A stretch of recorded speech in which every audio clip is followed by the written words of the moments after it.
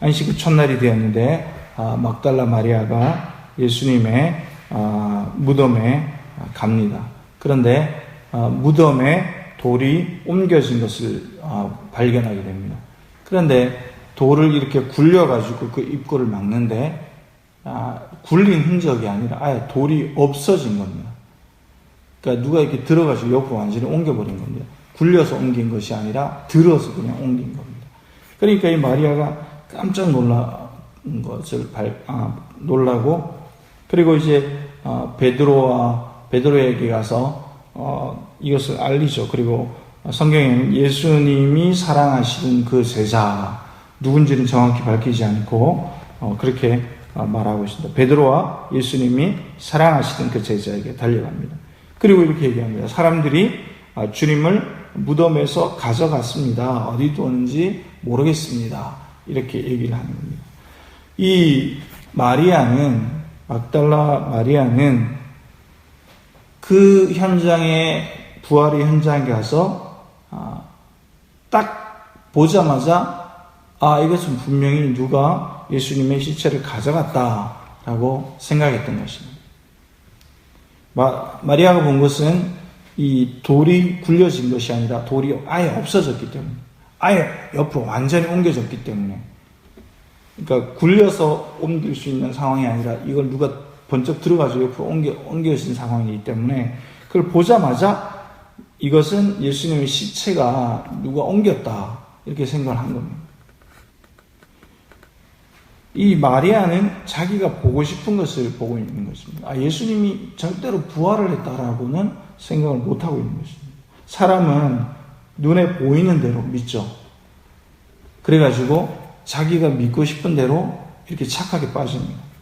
사실은 사람들은 어떤 진짜 그 사실보다는 자기가 그렇게 생각하는 대로, 보고 싶은 대로 이렇게 보는 경향이 많이 있습니다. 베드로는 어땠느냐? 베드로와 예수님이 사랑하시던 다른 제자, 이렇게 기록되어 있는데, 이 베드로와 예수님이 사랑하시던 다른 제자도 이제 이 소식을 듣고 빨리 갑니다. 그런데 달리기는 베드로보다 예수님이 사랑하시던 그 제자가 빨랐습니다. 예수님이 사랑하시는 제자도 빨리 가서 봤더니 진짜 그 돌이 옮겨져 있고, 이렇게 무덤 바깥에서 이렇게 보니까 예수님의 또 시체도 없었던 것입니다. 그리고 이제 안에 들어가지는 못하고 바깥에서 이렇게 그냥 쳐다보는 겁니다. 그런데 이제 베드로가 온 거죠. 그러니까 베드로가 먼저 들어갑니다.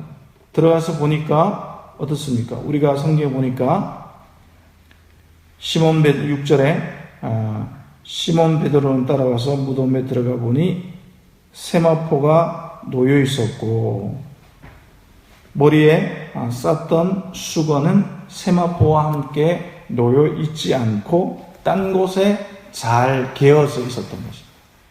그러니까 이게 이상한 거죠. 누가 이게 시체를 유기를 했다면, 누가 이걸 가져갔다면, 이것은 이게 이제 누가 이거 시체를 유기했다면 이렇게 가지런히 정리해가지고 놓았을 리가 없다, 이 생각이 드는 겁니다. 베드로는, 그리고 예수님 사랑하시던 다른 제자는 즉각적으로 이거 누가 시체를 가져갔네? 또 생각을 하게 됩니다. 그런데 이 보이는 건 굉장히 이상한 거죠. 잘 정리된 세마포와 머리를 쌌던 수건이 따로 이렇게 놓여져 있으니까 이상한 겁니다. 그런데 10절에 보니까 이에 두 제자가 자기들의 집으로 돌아갔다. 이상하네? 이게 무슨 일이지? 그리고 간 겁니다. 그런데 오늘 우리가 본문 중에 가장 중요한 말씀 뭐냐면 9절이죠. 그들은 성경에 그가 죽은 자 가운데서 다시 살아나야 하리라 하신 말씀을 아직 알지 못하더라. 사람은 눈에 보이는 것만 믿게 됩니다. 사람들은 보고 싶은 것만 보게 되는 것입니다. 그래서 사람은 거짓말을 해도 그냥 자기가 그렇게 자꾸 심리적으로, 범죄자들이 그런 게 있잖아요. 사이코패스나 아주 심한 이 범죄자들이 보면 자기를 그냥 이렇게 자기가 마음적으로 그렇게 믿고 싶은 대로 자꾸 그렇게 자신을 심리적으로 설득합니다. 그래서 그것이 사실인 것처럼 그렇게 얘기를 하기도 합니다. 사람들도 마찬가지입니다. 우리 모두가 마찬가지죠.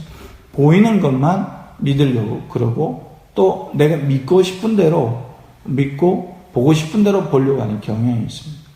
오늘 말씀의 핵심 구절은 9절입니다. 그들은 성경에 그가 죽은 자 가운데서 다시 살아나야 하리라 하신 말씀을 아직 알지 못하더라.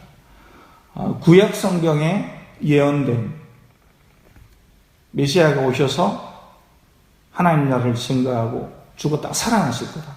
이것을 구약 성경의 조상대대로 내려오지만 지금 예수님이 부활하신 이 현장에서 이 막달라 마리아와 시몬 베드로와 예수님이 살아가시던 그 제자는 현장에 있으면서 증거를 보면서도 믿지를 못하는 겁니다.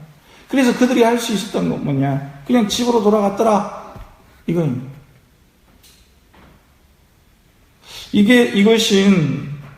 이것은 바로 나의 내가 예수를 어떻게 믿고 있느냐, 그것을 묵상하게 만드는 겁니다.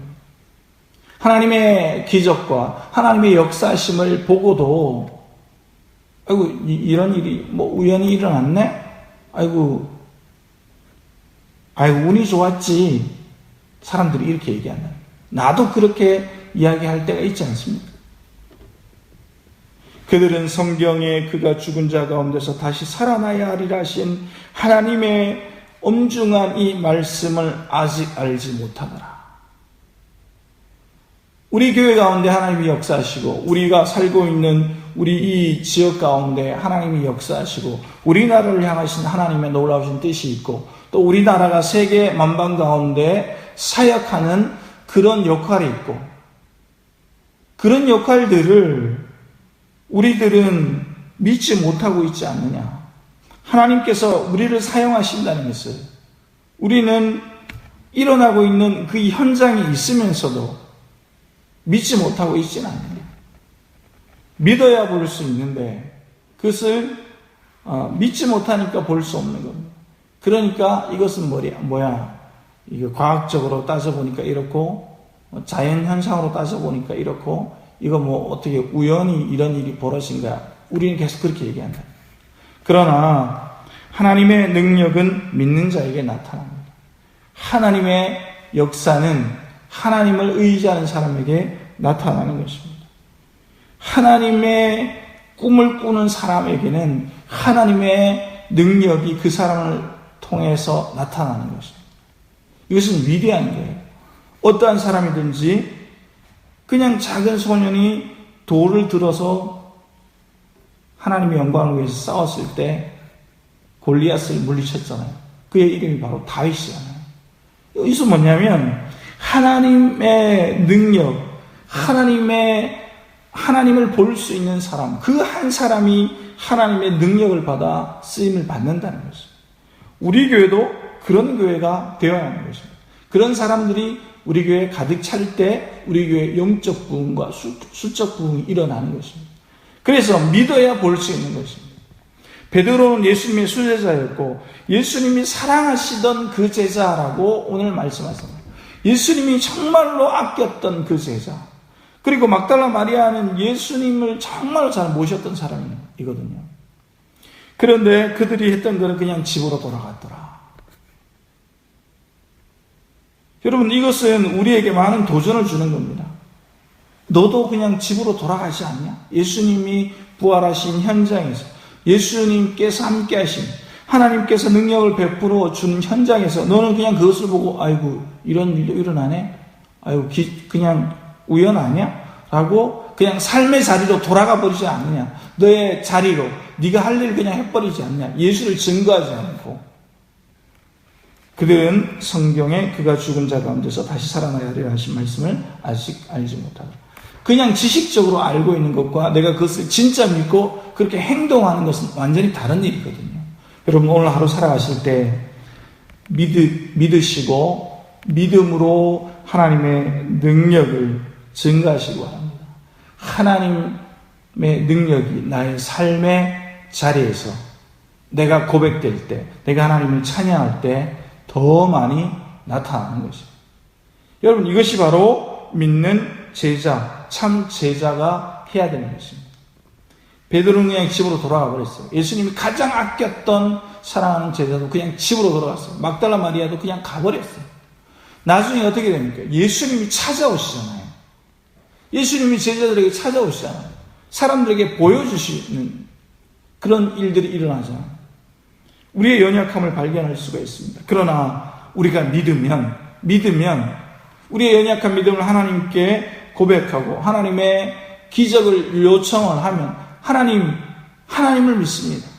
예수님의 부활하심을 믿습니다. 라고 우리가 선포할 수만 있다면 하나님의 크신 능력, 우리의 한계를 뛰어넘는 능력을 우리는 우리의 삶의 현장에서 보게 될 것입니다.